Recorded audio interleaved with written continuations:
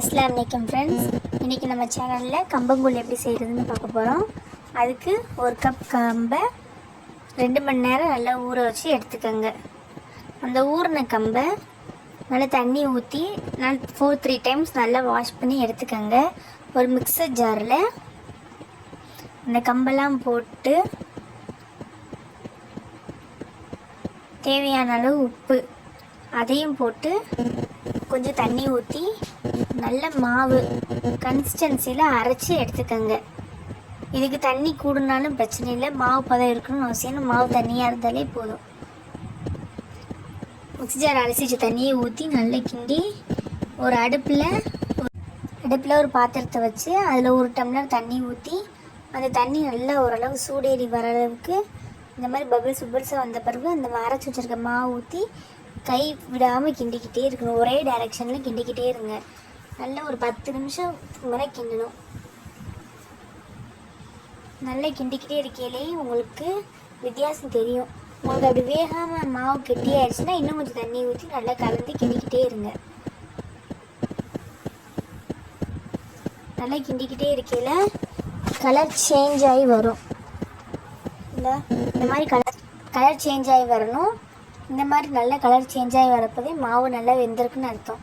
நல்லா கிண்டிக்கிட்டே இருங்க. கிண்டிக்கிட்டே இருக்கு பபிள்ஸாக வரும். அதெல்லாம் விட்டு நல்லா கிண்டி அந்த கரண்டியை எடுத்து பார்த்தீங்கன்னா ஸ்டெப்பாக மாவு விழுகும். அதே உங்களுக்கு கரெக்டான கன்சிஸ்டன்சி. நல்லா இந்த கூழ் வெந்து வந்துருச்சு. நல்லா வெந்து வந்த பிறகு அடுப்பை ஆஃப் பண்ணிடுங்க. ஆஃப் பண்ணிட்டு வேறு ஒரு பாத்திரத்தில் அந்த கூழை மாற்றி ஆற வச்சு எடுத்துக்கோங்க. நல்லா ஆறணும். அந்த கூழ் ஆறுற கேப்பில் கூழுக்கு தேவையான 2 பெரிய வெங்காயம் 3 பச்சை மிளகாய் எடுத்து பொடிசாக சாப் பண்ணி எடுத்துக்கோங்க. வெங்காயம் நல்லா பொடிசாக சாப் பண்ணிக்கோங்க.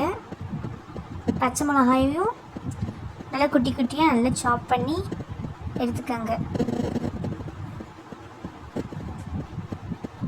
சாப் பண்ணி எடுத்தாச்சு. அப்புறம் தயிர் ஒரு மிக்ஸி ஜாரில் போட்டு கொஞ்சம் தண்ணி ஊற்றி தயிரை நல்ல ஒரு மோராக்கி எடுத்துக்கிறணும். மோரானது அதையும் எடுத்து வச்சுக்கோங்க.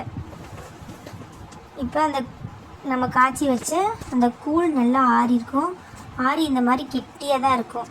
இது நல்லா ஒரு கரண்டி போட்டு மிக்ஸ் பண்ணி வேறு ஒரு பாத்திரத்தில் ஊற்றி தேவையான அளவு ஊற்றி நம்ம கரைச்சிக்கலாம். தேவையான அளவு இந்த சாப் பண்ணி வச்சுருக்க வெங்காயம் பச்சை மிளகாய் மோர் எல்லாம் ஊற்றி நல்லா இது பண்ணிக்கோங்க. கொஞ்சம் பெரிய பாத்திரத்தில் ஊற்றிக்கிட்டோம்னா நல்லா கொஞ்சம் கிண்டுறதுக்கு நல்ல ஒரு இதாக இருக்கும்.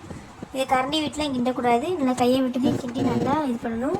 தேவையான அளவு உப்பு அதையும் போட்டு நல்லா கிண்டிக்கங்க. அவ்வளோதாங்க, அருமையான கூழ் ரெடி. இதுக்கு சைடிஷாக வறுத்த வத்தல் அப்பளம் ஊறுகாய் எல்லாம் வச்சு சாப்பிட்டா அருமையாக இருக்குங்க. Thank you friends.